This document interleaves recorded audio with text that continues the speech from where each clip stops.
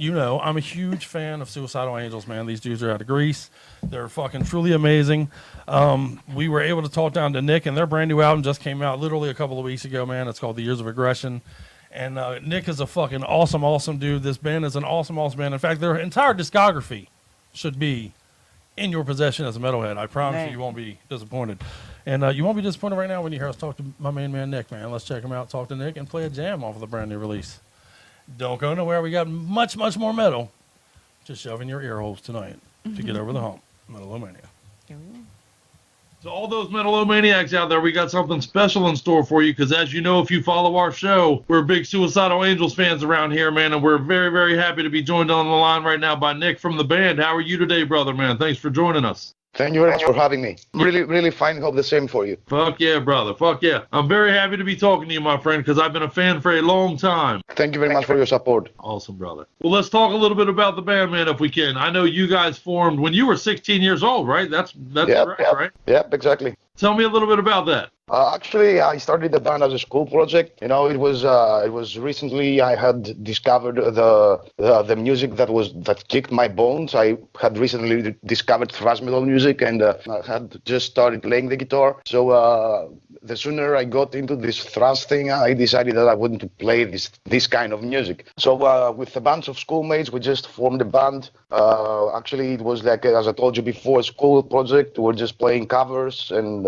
some songs in let's say in a thrash death way. Our songs, you know, foolish stuff, kid stuff, but still really exciting. Yeah, of course. Right, fun. Yeah, definitely. And the thing is that after school, I decided that I would like to move on with a band, but you know, people don't share dreams. They don't easily believe in stuff like that. So I had to find new members. And the summer of 2003, I met Orpheus, the drummer, and from back then, from 2003 till this long journey, we're together. Unfortunately, there have been quite a lot of lineup changes, but, you know, shit happens. Hey, things happen. Think about it this way. Most marriages end in divorce, and that's only two people trying to stay together. You're absolutely right. So, I mean, like, also back then, thrash metal music was not that famous as it is nowadays. The thing is that when we were telling people that we're playing thrash metal music, they were like, how the fuck did you remember this kind of music? I mean, like, it belongs to the museums, belongs to the dinosaurs, whatever. But it's making a comeback. Yeah, we're just shutting down our ears and we just keep playing the music that we wanted.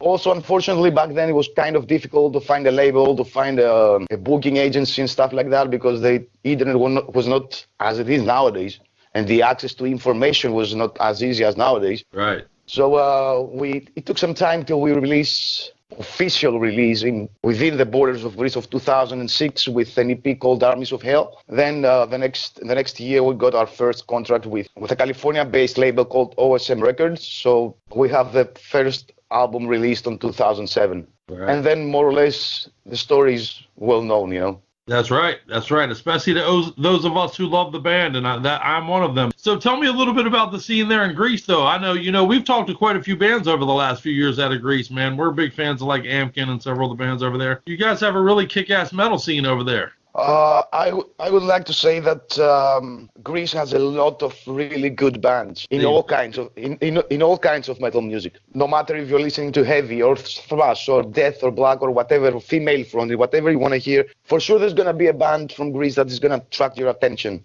That's good shit. And to be honest, I'm really glad to see bands, younger bands, that they are doing the step forward and they break the borders of Greece and they are participating in festivals, in major, minor tours. There's an activity going on. Everything it's moving, and that's what's made me happy. That's right.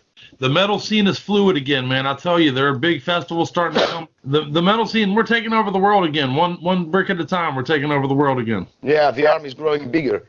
That's right. I think the youth of today is finally catching on to all that other bullshit is crap. You know, this is where the real music is. I totally agree on that. Absolutely.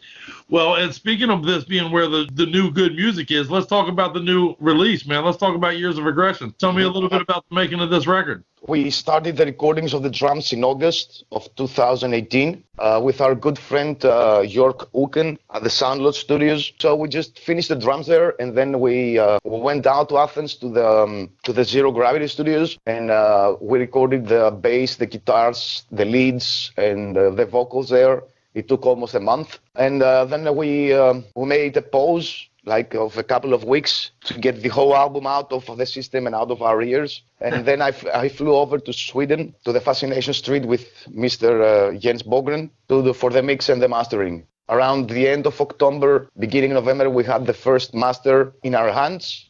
We gave it a bit time to listen and re-listen everything, and then we did the final mastering. We did it around in February of 19. Right, and then the official release date wasn't until this August, correct? Oh yeah. Awesome. Yeah. And I'll tell you what, it's fantastic, my friend. We have played on the show. We've played Endless War. We played Born of Hate and Bloody Ground. And I'm excited to tell about the whole entire album. Is just fantastic, man. Just top shelf. Thank you. Thank you very much. And I love that your approach is, I've been reading, of course, a lot about you guys over the years as I've been following the band. And you guys are really, you in particular have a real fondness for the original days of the thrash era. You know what I mean? And I think that shows in what you do. And I love it, that it's a fresh way to give some love to that. And I love what you're doing with that, sir. Thank you. I appreciate it. You know what it is? It's like we want to take our influences and filter them through our perspective about the music, how we see it and how we want it. And we're trying every time with every album to evolve with our music and to evolve also as human beings, not only music-wise, but also like human-wise. May that be all of our goals, my friend, hopefully. Yeah. Speaking on the fact that you obviously like the old school stuff, who were some of your favorite bands when you were younger? When you formed this band at 16 years old, who were the bands that were hanging on your walls and posters back then? The reason why I started playing thrash metal music and why I got and how I got into metal music, thrash metal music, was Show No Mercy from Slayer. That was when I heard that, when I listened to that, I was like, holy fucking shit! It was 6 months in a row in my CD player.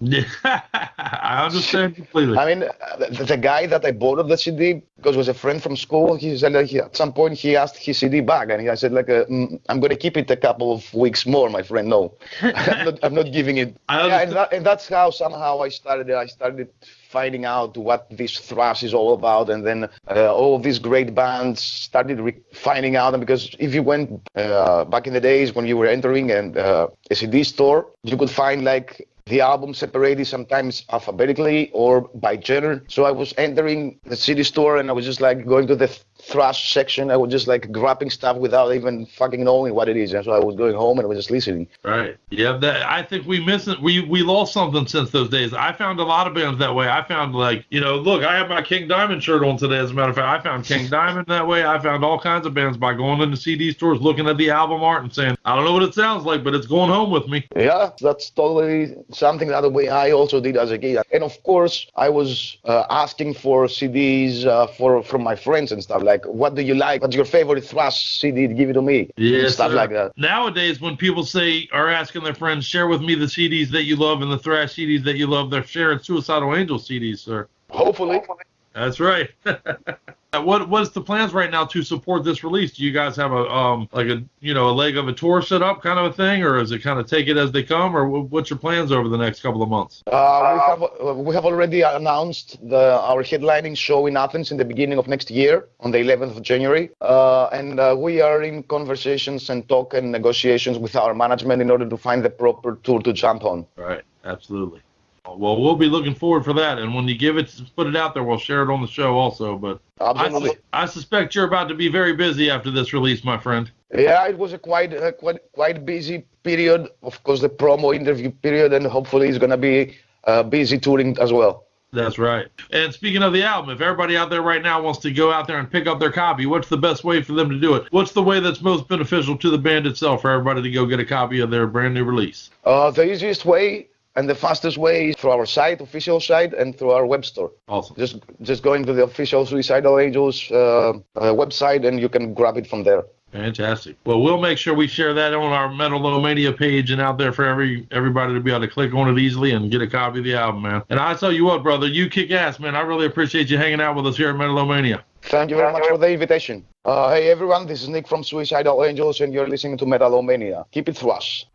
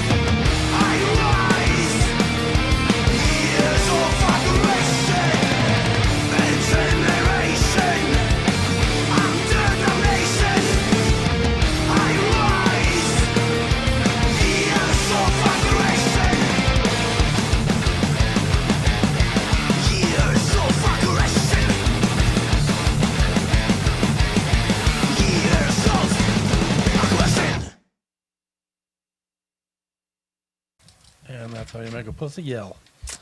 Welcome back. A pussy yell's a drink. It's a drink. Oh. Hit me up later on Facebook. I'll tell you how to make it.